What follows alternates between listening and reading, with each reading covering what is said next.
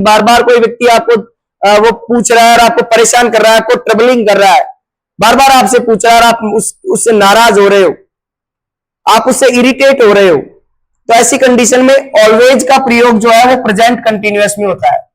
किस सिचुएशन में होता है? प्रेजेंट कंटिन्यूअस में। ये ध्यान रखना आप, ठीक है। जब कोई एक्शन इरिटेटिव हो, यानी बार बार हो रहा हो, जैसे कई बार, जैसे मैं कहूं कि जैसे ही मैं कंप्यूटर को ऑन करता हूं और कंप्यूटर मुझे ट्रबलिंग करता है, यानी चलता ही नहीं है, चलता ही नहीं, ऐसी सिचुएशन में क्या होता है कि बार बार कोई एक्शन रिपीट होता है, तो ऐसी कंडीशन में हम प्रेजेंट कंटिन्यूअस का प्रयोग करते हैं। तो देखिए इसमें प्रेजेंट कंटिन्यूअस की कौन सी सिचुएशन बन रही है?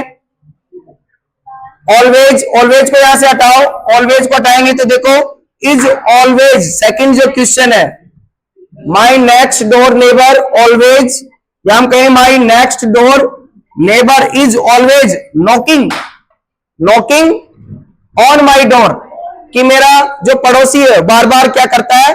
मेरी डोर पे आकर के नॉक करता है। नॉक का मतलब होता है दरवाजे को थपथपाना, यानी खटखटाना, उसको दरवाजे को आवाज करना, और मुझसे क्या करता है? Asking me to tell her the time by my watch, और मुझसे पूछता है कि तुम्हारे घड़ी में क्या समय हुआ है, तुम्हारे घड़ी में। तो बार बार जब वो पूछता है, एक ही एक्शन को पूछता है, तो कोई भी व्यक्ति इरिटेट हो जाता है, कोई भी व्यक्ति इरिटेट हो जाता है। कि जैसे आप अपने पड़ोसियों से बार बार कोई चीज पूछने लग जाओ तो वो भी परेशान हो जाएंगे और आपसे कहेंगे कि नहीं आप ये चीज मत पूछा करो, परेशान हो जाते हैं ना। तो ऐसी सिचुएशन में आप ध्यान रखना, ऑलवेज जो है, जो ऑलवेज एडवर्ब है हमारी, ऑलवेज एडवर्ब है, वो हमेशा प्रेजेंट कंटिन्यूअस में आती है। कौन सी सिचुएशन को बताती है?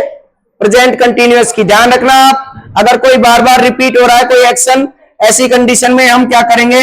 आईएनजी फॉर्म का यूज करेंगे, ये आप ध्यान रखना। अब यहां तो देखो हेल्पिंग वर्ब भी नहीं है, इसीलिए ये तो वैसे ही गलत है। यहां वर्ब की फर्स्ट फॉर्म आ रही है, फर्स्ट फॉर्म आएगी नहीं, ठीक है। और इसके बाद में यहां एसईएस नहीं लग रहा, इसलिए यहां थर्ड पर्सन है, लेकिन फिर भी एसईएस नहीं लग रहा, तो ये वैसे ही ऑप्शन गलत है।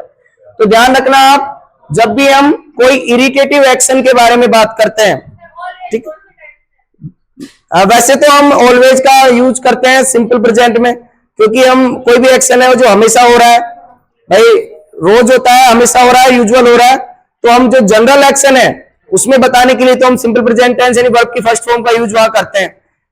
लेकिन ऐसे एक्शन जो कंटिन्यूअस में है और आपको इरिटेटिव कर रहे हैं, बार बार रिपीट हो रहे हैं, आप नहीं चाहते हैं, जैसे कई बार कहते हैं कि वो बहुत ज्यादा बोल रहा है या बोल रही है, हमेशा बहुत ज्यादा बोल रही है या बोल रहा है, बार बार बोल रहा है कोई चीज को, तो इरिटेट करती है आपको। अगर एक ही बात 4, 5, 7, 10 बार बोली जाए तो आप इरिटेट हो जाओगे। क्या हो जाओगे?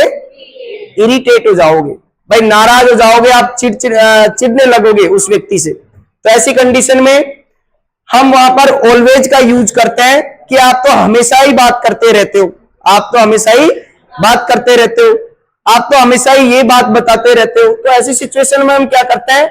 ऑलवेज को हम कंटिन्यूअस में यूज करते हैं। किसमें करते हैं? कंटिन्यूअस में। ये आप ध्यान रखना, प्रेजेंट कंटिन्यूअस में, सभी कंटिन्यूअस की बात मैं नहीं कर रहा, लेकिन प्रेजेंट कंटिन्यूअस में हम उसका प्रयोग करते हैं। इस तरह से हमारा फिफ्थ क्वेश्चन है। नेक्स्ट देखिए, नेक्स्ट जो क्वेश्चन है हमारा वो भी, हाँ देखिए ये तो शायद आपको बहुत अच्छे से दिखाई दे रहा होगा। After summer vacation, summer vacation, अभी समर वेकेशन चल रहे हैं भाई, ग्रीष्मावकाश चल रहा है ना, तो समर वेकेशन का मतलब हमारे पास में ग्रीष्मकालीन अवकाश जो होता है वो होता है। और तो इसका तो मतलब हो गया हमारा कि ग्रीष्म अवकाश के बाद, ग्रीष्म अवकाश के बाद स्कूल्स, यानी वर्ब हमारे पास में है रीओपन। वर्ब कौन सी है? रीओपन का मतलब होता है पुनर्, दोबारा से। री का मतलब होता है जहां री लग गया तो वो मतलब होता है पुनः, दोबारा से, दोबारा से स्टार्ट होता है। तो ऐसी कंडीशन में हम क्या करेंगे? स्कूल ऑन 1 जुलाई, कौन सा ऑप्शन आएगा? देखो आगे क्या है कि एक फिक्स्ड, एक फिक्स्ड डेट दे रखी है, यानी हम कह सकते हैं कि एक प्लान डेट है, और प्लान डेट के लिए हम कहते हैं कि फ्यूचर में अगर कोई प्लान डेट है तो वहां पर हम वर्ब की फर्स्ट फॉर्म का प्रयोग कर सकते हैं। ध्यान रखना, वर्ब की फर्स्ट फॉर्म एसईएस का प्रयोग कर सकते हैं, कंटिन्यूअस का भी कर सकते हैं, ऐसी कोई बात नहीं है, लेकिन ज्यादा बेटर हम कहें कि जो श्योर और सर्टेनिटी की बात करता है वहां पर हम प्रेजेंट, सिंपल प्रेजेंट टेंस की बात करेंगे। कल मैंने बताया था कि फ्यूचर में कोई भी जर्नी अगर प्लान है, अगर कोई टाइम टेबल के अनुसार कोई प्रोग्राम अगर आपका प्लान है, तो ऐसी कंडीशन में, ऐसी सिचुएशंस में हम क्या करते हैं, ज्यादातर सिंपल प्रेजेंट टेंस का प्रयोग करते हैं। तो सिंपल प्रेजेंट टेंस में हमें चाहिए वर्ब की फर्स्ट फॉर्म, और वर्ब की फर्स्ट फॉर्म इसमें ये है, ठीक है, और ये तो सेकंड फॉर्म हो गई, तो ये तो होगी नहीं। यहां डायरेक्ट आईएनजी दे रखा है, देखो डायरेक्ट आईएनजी आ रहा है, इसका मतलब कोई मतलब नहीं कि कोई मतलब की नहीं है वो वर्ब, यानी डायरेक्ट आईएनजी आ रहा है, नहीं, डायरेक्ट आईएनजी नहीं आएगा, उसके साथ कोई हेल्पिंग वर्ब आएगी तो हम कंसीडर कर सकते हैं कि हाँ भाई ये सही हो सकता है, नहीं हो सकता, लेकिन इसलिए ये ऑप्शन बिल्कुल गलत है।